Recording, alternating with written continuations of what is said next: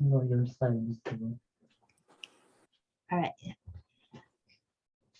Okay, this is a WZRD Chicago 88.3 FM. We have with us Unwizard via Zoom, Ary Paloma of the amazing Hi, Heeby Jeebies. Hi, Ary. How are you? I'm good. How are you? Good, good, good. Okay. So thank you so much for joining us on WZRD today. And sorry about the technical difficulties, but we have you here now. So we were playing several of your tracks. We might have even played the whole album of Bad Feeling. Your amazing Heeby Jeebies album. So what is the genre or the genres of the amazing Heeby Jeebies? Our influences are drawn from 60s, 70s rock and roll, 70s punk, garage rock, maybe a little bit from the era of early 60s, late 50s. Mhm. We've morphed in over time into different, genres as well, like from rockabilly into rock and punk. Mhm. The GB's website indicated that the amazing Heeby Jeebies members got fired, arrested, incarcerated, shot, killed, and resurrected. So they're the worst of the amazingly worst, and they'll scare you out of your pants. Can you please elaborate a bit on this and how you created the amazing name for your band? The name came primarily from a Little Richard song, which is old slang that refers to a convulsion or spasm or orgasm or a drunken delusion. So that's where we came up with the name. Like in old film noir movies where you see like Bob's drunk, he's in a drunken delusion, and he's got the heebie jeebies and he's shaking. I've seen that. We've seen it a lot in old film noir movies. Mm-hmm. Yeah, yes, because it's really I see the kind of like the rebel in your song. So that's why we had our theme of our radio show today to be rebels, being just reflective of all the activism and of course of your band. So please describe for us how the various groups and artists influenced the amazing Heeby Jeebies. Most musicians, how I think it's more just cult horror, a lot of that genre, a lot of the old movies that we watch, things like that, influence music, songwriting, our sound, just old bands from the 70s and the 60s. Yeah, just anything dark, spooky, weird. Yeah, I see that there's like the X and the Stooges. So that's the Three Stooges, the Stooges, or is there like a? Well, actually, they drew from the Three Stooges from their name, but it was actually from the Stooges with Iggy Pop. Okay. So they influence you because I've seen you before, man. There's like a lot going on, so it's really interesting. If you could give us a little insight of how you like meshed everything together. What drives you? What's the creative force that puts everything together? The creative force would be a lot of the interests that we have as band members, that we just have, we come from different musical backgrounds, and we just kind of mesh it all together, because you can't dig up musicians like these in usual places. You have to look under a rock, under tombstones, and the Slammer, the Lion's Den, Grease Under the Hood, the fuel that ignites the fire. So our influences are all the music your mom and dad kept you from hearing, but you snuck away and listened to anyways. Yes. So you are a very creative person. What or who inspired you to be so prolifically creative because you know you do art and then you dance and then the band. So and you know what occupies the most of your time of all your creativity? There's always a party in my brain. So I'm always painting or that's where I spend a lot of time on my art.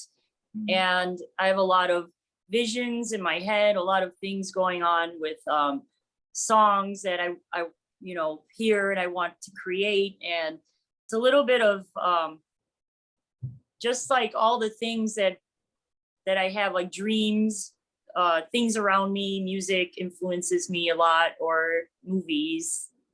And aliens, of course, you know, I think I'm an alien, so that helps. Well, you enjoy the alien movies, the space movies then? No, more like sci-fi monsters. Okay.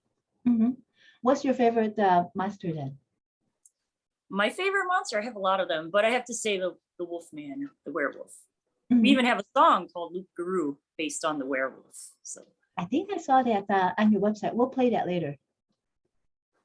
yeah, that's my favorite. Oh, okay. We'll make note of that. Okay, please describe to the audience a bit of all the art that you do. Is there anything else like besides the drawing and then the band? Well, I kind of dabble in different weird, you know, projects, but you know, I make these candles and things, and also my paintings and art prints and t-shirts, and I do album covers for other bands, band posters. Yeah, I just everything creative, everything that's of art form, I guess you could say. You know, I write music, lyrics, but yeah, just anything and everything around me. What about the t-shirt that you're wearing now? Is that did you create that? No, unfortunately I didn't. This is actually an old edition of the Warriors. So this is 1979 Warriors cult film. Okay. That yeah, I just have a bunch of these t-shirts that are vintage. Yes. Well, it seems as if you really like the vintage, like the music and then the art. So you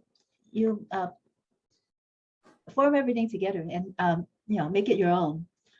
Do you write all the amazing Heeby Jeebies songs?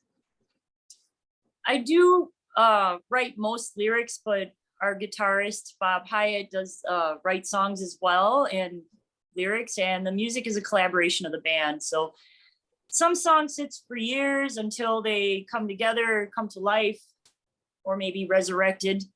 And some of my collaborations I've done also with Tommy Klein, Boss X, have been really, really cool. So we're still working on some new stuff and hopefully start recording, getting in the studio again by February or March. Somewhere around spring, we'll be recording again. Oh, that's great. So for you then, usually what comes first? Would the lyrics come first or the music? A little of both, but I definitely do more lyrics than music, but I have some ideas here and there. But then it's just a collaboration where we all just sit and, you know, come up with song parts and a story or what we're trying to say with the music, as Boss X says. And then I know that you're activist. You're an activist, and then you're a political activist as well. So does your politics affect your lyrics, or are they separate, or is it sometimes a little bit of each? Yeah, there's a lot of influence on that. Well, as you know, today's Indigenous Peoples Day, because my family, we're Apache, so I do celebrate that and acknowledge and honor our ancestors. And I wrote a song called, well, actually this was a collaboration, but I wrote the words Walking Eagle, Sleeping Sun. It's a political song of the Indigenous people. And it's just raising awareness to all the struggles that we still go through today. And it's always good to use art as a platform to do that. I also believe in the right of monsters to feast on the ills of society. Mhm. Yes, if only that could solve the problem, then we could get to where we need to go much quicker. The song, what is it? The walking. I can't read my own Walking writing. Eagle, Sleeping Walk- Sun. That's actually going to be on our new recording coming out. So Walking we Eagle. don't have it recorded just yet, Oh, but okay. it's a great song that we play it live. So maybe you'll hear it at one of our upcoming gigs. Okay, awesome. Yes, we look forward to that. You have a very strong voice as the lead singer or as a ring mistress of the amazing Heeby Jeebies. Did you ever train in voice? I've never had voice training, just supernatural, God-given talent. Or, I don't know, ungodly talent. How often do you and the band practice? I'm always working on material myself. As for the band, always working on music individually, maybe. Practice depends on availability of band. As I said, there's the incarceration thing. Mhm. Yes. So were you, well, I guess you when you practice, it has to be like together, but because there were some musicians that during the pandemic, they kind of like did it on Zoom as well, but likely you would need to be together, right? To practice. Yes. Most of the time we have to be together. And we haven't done Zoom or anything like that with practices during the pandemic. I have other projects where we have done Zoom, like the My Sweet George Harrison tribute. I'm a big George Harrison fan, and we've done that every year, and that's February coming up. The 25th, it actually falls on George's birthday. So that's going to be at Martyrs, and lots of various bands, and some of the members of the Jeebies will be there too. And it's going to be cool. It's kind of like a big celebration or fest at Martyrs. So keep an eye out for that one as well. Okay. When you do have a gig, how much do you have to practice before you're ready for the gig? It all depends on like the songs and the show. Like we're going to be doing a Cramps tribute Halloween Saturday. That's on the 30th coming up at Montrose Saloon. And that's the band's religious holidays, Halloween. But we're looking at probably like just a few, maybe 6 songs of the Cramps. And that takes a lot of practice to learn new songs, or especially if we have, substitutes. Like I said, if Boss X is incarcerated, then we have to have a sub. And so we have like lots of different types of shows. We have like the Cramps tribute or just our original show, maybe a month, or maybe just one practice, or maybe none. It all depends on the show and the timeline. Okay, so what time, just in case our listeners want to catch you on October 30th at the Montrose Saloon? I think we're going on around 10-ish. 10-ish, okay. And the Smithereens tribute, they do tributes every year for Halloween. They're going to be going on as a headliner. So Jeebies are somewhere in there, maybe 10, maybe 9. So I don't really know the times just yet, but it's going to be a fun night with a bunch of bands. We were, Bill Morin and I were at the Montrose Saloon trying to catch you, and then we were so disappointed when we arrived, you had just finished. So that was a couple of pre-pandemic. Yeah. But we'll try to catch you. We're there quite often, so you'll be able to see us again. Yes, absolutely. So so that is one of the gigs that are coming up and Halloween. Are there other ones that are coming up? So you could just let the audience know so that at least we'll have some idea.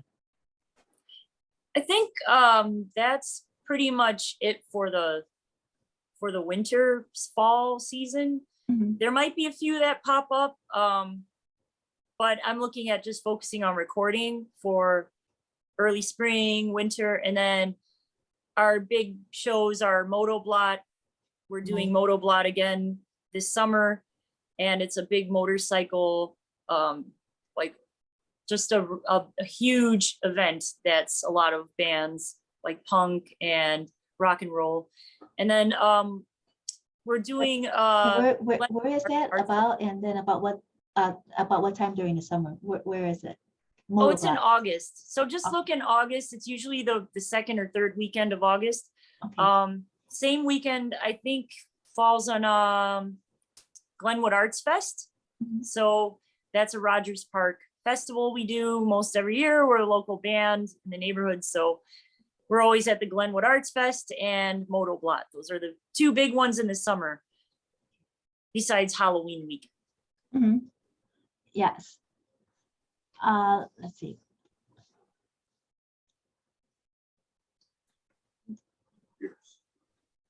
We also have a New Year's Eve show. Okay. So, The voices in my head were just reminding me of this, but we have a New Year's Eve show at Montrose Saloon, the same venue we're going to be doing Halloween weekend. okay. Awesome. Thank you. So you're already starting. You're going to be starting to record for your next album in the fall and in the winter. Yeah, we're going to have a lot of new songs that we're playing live right now, Okay. and then some that no one's heard. And yeah, we're working on a few, and it takes a little while to get that going and have the right sound. And it's a collaboration on this new song that we're doing, and hope to get some of these recorded by the time summer comes. Collaboration among who? Oh, amongst the other GBs. So Okay. yeah, we'll have something soon. We'll be able to showcase this summer. Any working title for the album? Not yet. We haven't really hit on the name until we get some of the songs and get the feel of what the album is. Mhm. What the theme will be, right? Right. Mhm. Yes. Okay, let's do a wizard community assessment with you. WZRD Chicago, being a nonprofit radio station, must be responsible to the community we serve. WZRD is mandated to file quarterly issues with the FCC on non-entertainment community-focused programming. We like to assess the community for these quarterly issue topics with 3 questions. First of all, what is most important to you? It's not like only music, it's like to Ary Paloma, what is the most important to you? Most important thing would have to be, on a serious note, voting. Mhm. Okay, thank you. Yeah, I've been reading about that, and it seems as if there will never be any change. I'm in my master's classes now, and the most important takeaway is that no matter what policy reforms are implemented or what we try to do, it won't get done until the minorities improve up the voter the voter turnout. So that's the Right. most important. And to uplift voices that are, like minority, like you say, or have people all involved in the community. That's the only way to make changes. If you're complacent and, oh, it doesn't work, it's not going to happen. If you have that kind of, that mindset of just skepticism all the time, then the other side of that, the people on the top are always going to be active, or, just if you don't do anything, don't complain, basically. So always get active, and everybody can do something. Everyone can put their voice out there, and voting is really important. That is very true. Second, what long-term problem must we address? Humanity first. I think putting humanity as a priority, taking care of each other. And what problem must be resolved now? I think I would say the COVID vaccination, and also abolishing poverty. I think basic income, universal basic income, is the other thing that we need to really look at, like now, because there's a lot of just a lot of poverty that also links to crime and other problems, and I think that would help immensely with communities. Mhm. Yeah, because if there's a universal basic income, the disparity, the inequity wouldn't be so far apart. It'd Right, still I be think far. Mhm. Yeah. it would level the playing field. And if you don't stigmatize poverty and a social safety net, if you just go out there and, you know, you have like something at least to give you hope, you know, you have food on your table, you have a roof over your head, you're not worried about the basic things to survive. Then you move to like Maslow's pyramid, you move to the second level. Now you can help other people. And I think humanity would be more apt to help each other more and help other people if we all felt a little more secure and we all felt safe. And I think that's a big part of it. It's survival. It's just feeling good about your life. You have enough to provide for yourself, then you can provide for other people. Mhm. So is there, when you write your songs, do any of your core beliefs, such as you were talking about now, do they kind of go into the lyrics and into the story at all of your songs? Maybe this new album, but definitely Sleeping Sun, Walking Eagle, the song I mentioned earlier. Mhm. That's Yes. a part of humanity falling apart. And it's also Indigenous Peoples Day. So it all connects in that song, like everything, how we've treated our planet, things like that. But that's the only song so far I have, but there's going to be a lot more. Awesome. Well, Ary Paloma of the amazing Heeby Jeebies, thank you so much for joining us at WZRD Chicago today, and a very, very happy Indigenous Peoples Day to you.